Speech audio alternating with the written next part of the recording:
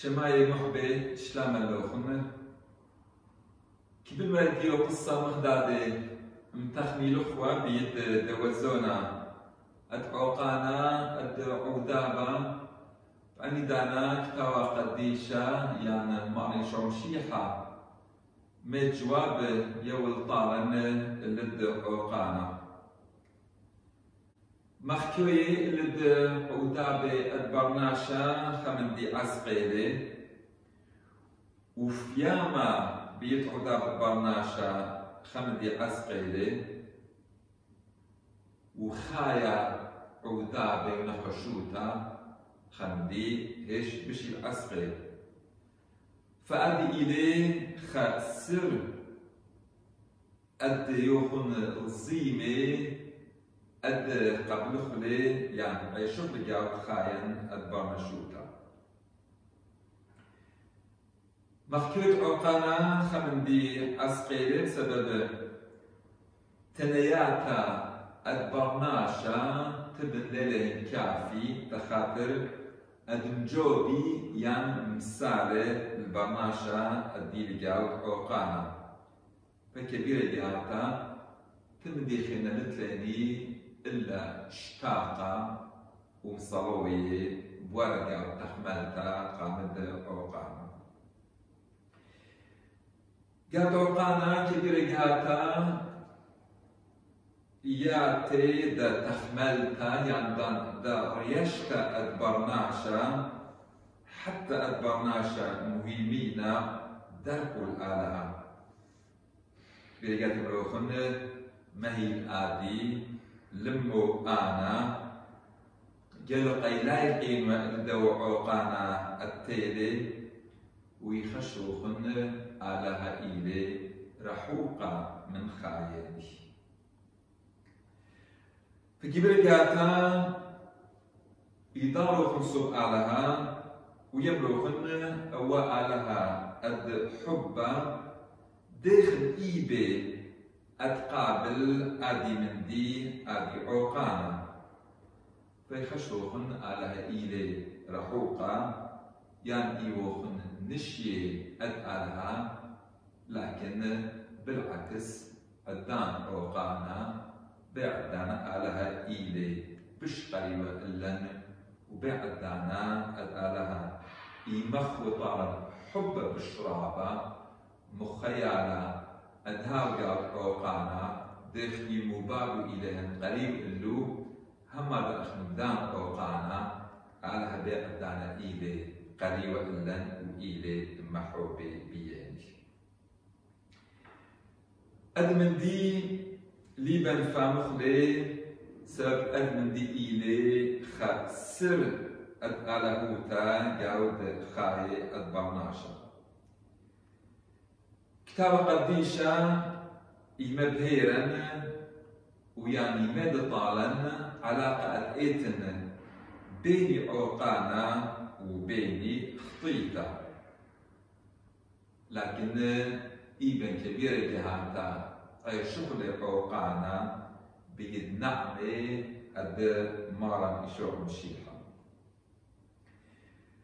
مدي أوش رابع أدولي على طبرناشا إيلي أدكم خالق لي آوا أعزا يعني حر وفرق منه جاو لكن مع الأسف البرناشا بيد أجبونو أدبياشا مخ آلها ويان شقالة شرطان آلها ليل بقبالة بيد دومن دي طاوة أدالها محضيري تا برنامشا وتاما إلي بوادا دقطيتا قويتا بيني آلها وبيني برناشا أد يمر لخطيتا أد آدم وحاوة كتاب قديشا هم إيمت خطليني أد يسرى أد إيتن جاود خاي البرناشا بيني طوتا وبيني بشتا من آدم وحواء هلد مطيا اللد مرن إشوع مشيحة فأدي إدمندي الطوطوشتا إيوخم بعياشة بيين يوخم سلومي خابي دوخنا فهتخاني كولي أتلخطيتا بشلهن بوية بشلهن طبية بيدوا مرأة أدخطيتا برناشا هم ديوخوينا مصفامو خنقال كاوا قديشة مدخل طلياني أد عودابي حشي ليلهن خمندي بقي من آلها وخمندي اتي من آلها لكن إلهن بيشي خا أوبستاكل خا أنجل اللي كملتا أتوجبون آلها جاود خاية البرناشا بقدوهن آلها كبيري برناشا حور برناشا أعزى فآلها لكليلي الدولة التمن دي قامت عوقاني البرناشا السبب المشادوري بيد برونو يكانا برونا زكايا الطمني عودابا يقورا بدل خطيتا البرناشا تخاطر المخالص البرناشا من الخطيتا وتخاطر المخالص لخطيتا مجاود لبا البرناشا أتمنى خاصة لي جاود خايد ماني شرمشيحة ماني شرمشيحة يبكشافة علاني ومن دي أد آلها بيلي آلها ودلي دا برناشا ماني شرمشيحة إلي بقراوة البرناشا جاود ودابا إلي مبسومي بكريه إلي بطرادة بيد سطاني إلي منحومي بيد ميتي عوقاني مخديلهن يقوري إلن هم هذا يقوري ودا مارن إشوع مشيحة بيخاذوخن إلي مشوق عودابي إلي ببخايا الدموتا الخور يديو لعازر وهم آوا إلي بقبالا أتآور جاود عودابي قبل عودابي بموت بحشة دخلت بي قيامتو مخالص لي برناشا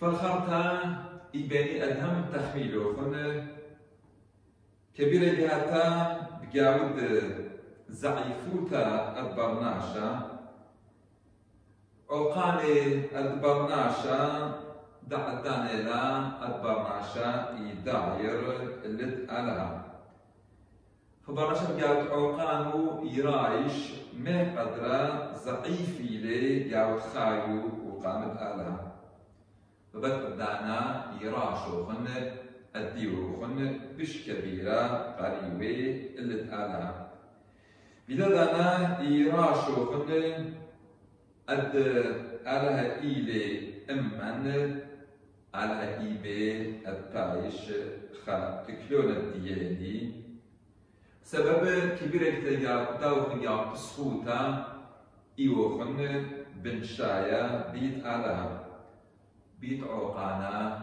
إيوخن ياخرتا بتخارا يام بتيارا لتعالى أدمن دي خازوخ لبريشوتا خمتلا أدجاود جاود متلا دي نروح ليالا عصوطا كنت زلي شقل مادي وزلي كل دي نصرف لي كل دي خلص لي كتني ويرجع عوقانا بداية أنا تخمل لي الداير ياخرتا البيت بابو فبيد ديارة البيت بابو كل من دي شخلت لي يعود خاي فهم احنا يمكن كبيرة من ديانة نشيوالي أتعلم كبيرة من ديانة نشيوالي والحقوال من آلها فيخاذكم جاود أتعو دار يمكن إلى دعدان أتجاخت برناشا متخمل ما قرزعي فيلي ودخ آخرتا إيبي داير الآلهة فكنت برناشا داير الآلهة بينعماني شمشيحة برناشا إيبايش آخرتا مخطيتا. Chers amis, dans cette période de souffrance, souvent nous nous posons la question: pourquoi Dieu permet-il tant de souffrance? Il est difficile de parler de la souffrance, impossible de la comprendre et très dur de la vivre. Celle-ci est un mystère inévitable par rapport auquel il faut se situer. La souffrance est un sujet bien délicat à traiter, car devant les souffrances, nos pauvres mots humains sont faibles pour consoler. Et devant une grande souffrance, le silence s'impose et nous nous sentons impuissants. Dans la souffrance, souvent, un grand cri de révolte s'élève en homme. Et même pour ceux dont la foi est solide, au moment de grandes épreuves, perdent de notre chair, par exemple, Dieu paraît lointain et comme absent dans notre vie. Nous disons alors, comment Dieu, le bon Dieu, le Dieu d'amour, peut-il permettre cela? Ou pourquoi lui? Pourquoi moi? Je ne le mérite pas. Ce n'est pas possible. Dieu ne m'aime pas. Et pourtant Dieu est là et Dieu nous aime. Nous ne comprenons pas car la souffrance est un mystère dans la vie de l'homme. Et la révélation dans la Bible nous éclaire sur son lien avec le péché. Le dépassement de tout mal est possible et souvent vécu par la grâce du Christ. La révélation cependant nous apporte une lumière nouvelle. Elle nous apprend tout d'abord que la souffrance est entrée dans le monde avec le péché d'Adam et Ève. Le plus grand honneur que Dieu a fait à l'homme, c'est de l'avoir créé libre et distinct de lui. Mais malheureusement, l'homme, par le désir de devenir égal à Dieu, il a refusé le plan de Dieu, son Créateur, et il a provoqué la rupture. C'est le péché originel. La révélation nous apprend également l'existence de ce principe de solidarité humaine qui fait que d'Adam au Christ, nous nous communiquons le bien et le mal. C'est ainsi que de pauvres innocents souffrent de fautes qu'ils n'ont pas commises. La révélation nous apprend enfin que la souffrance n'est jamais voulue par Dieu, mais elle est un obstacle de son plan. Et c'est Dieu qui tient tant à la liberté de l'homme. Il n'est pas resté impuissant devant la souffrance humaine. Il a envoyé son Fils absolument innocent souffrir du péché et du mal des hommes pour restaurer le contact entre l'homme et Dieu et vaincre ainsi le péché dans le cœur de l'homme. L'attitude et les paroles du Christ nous révèlent l'attitude de Dieu face à la souffrance. Il guérit les malades, il chasse les démons, ressuscite les morts. La souffrance, comme à nous, à lui aussi est intolérable.